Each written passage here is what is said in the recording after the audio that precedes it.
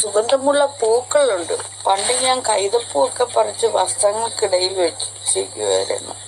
കൈതപ്പൂവ്, പാരിജാതപ്പൂവ്, സാമ്പ്രാണിത്തിരി. ഇപ്പൊ എനിക്ക് മിക്കവരും ഇങ്ങനെയൊക്കെയാ കൊണ്ടുതരുന്നത്. പിന്നെ സീമ എനിക്ക് ഈ മൂക്കൂത്തി,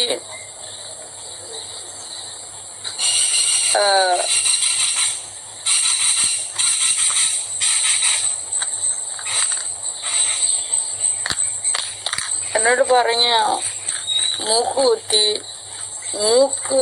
ഉണ്ടാക്കി മൂക്കിലിടണമെന്ന്. കോയിൻ, സ്വർണത്തിന്റെ കോയിൻ തന്നിട്ട് പോയി. സ്വർണ്ണ കോയിനാണ് സീമ. സ്വർണത്തിന്റെ കോയിനൊക്കെ ഉണ്ട്, സ്വർണത്തിന്റെ കോയിൻ. ഇതൊരിക്കൽ ഞാൻ കഴിഞ്ഞ തവണ എപ്പോഴും ജ്വല്ലറിയിൽ എങ്ങാണ്ട് പോയപ്പോ എനിക്കൊരു സ്വർണ്ണ കോയിൻ കുറെ വാങ്ങിച്ച് ഇടണമെന്ന് എനിക്ക് തോന്നിയതാണ്. കുറെ സ്വർണത്തിന്റെ കോയിൻ വാങ്ങിച്ചിടണമെന്ന്, ഇവിടെ വാങ്ങിച്ചു വെക്കണമെന്ന്. പക്ഷേ ഞാൻ വാങ്ങിച്ചില്ല. അതിനു മുമ്പേ പലയിടത്തുനിന്നും എനിക്ക് കിട്ടുന്നുണ്ട്. ആദ്യമായിട്ട് സ്വർണത്തിന്റെ കോയിൻ സീമ എനിക്ക് തന്നിട്ടുണ്ട്. സ്വർണത്തിന്റെ കോയിൻ മൂക്കുത്തി ശരിയാക്കി ഇടാനായിട്ട്.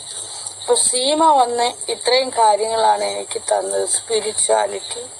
പിന്നെ 2000 രൂപയും എനിക്ക് കൊണ്ടു തന്നു. അപ്പൊ സീമ ഇവിടെ വന്ന് ആരോടോ വഴി ചോദിച്ചപ്പോൾ അവരുടെ ഉള്ളിൽ നിന്നും ഉള്ള അപരാധം മൊത്തം പറഞ്ഞു എന്ന് പറഞ്ഞു. എനിക്ക് വളരെയധികം സന്തോഷമുണ്ട്. ഈ ദേശത്ത് വന്ന് ആരോ വന്ന് സീമ പിന്നെ കഴിക്കാനുള്ള എന്തൊക്കെയോ കൊണ്ടുവന്നു. അവരുടെ ഉള്ളിലുള്ള കുറെ അപരാധങ്ങൾ പറഞ്ഞെന്ന് പറഞ്ഞു. വളരെ സന്തോഷങ്ങളാണ്. വഴി ചോദിച്ചതാ, നിങ്ങളിങ്ങനെ അപരാധം പറഞ്ഞുകൊണ്ടിരുന്നാലേ എനിക്ക് ഇതുപോലൊക്കെ കിട്ടത്തുള്ളൂ. അതുകൊണ്ട് അപരാധം പറച്ചിലുകൾ തുടരുക.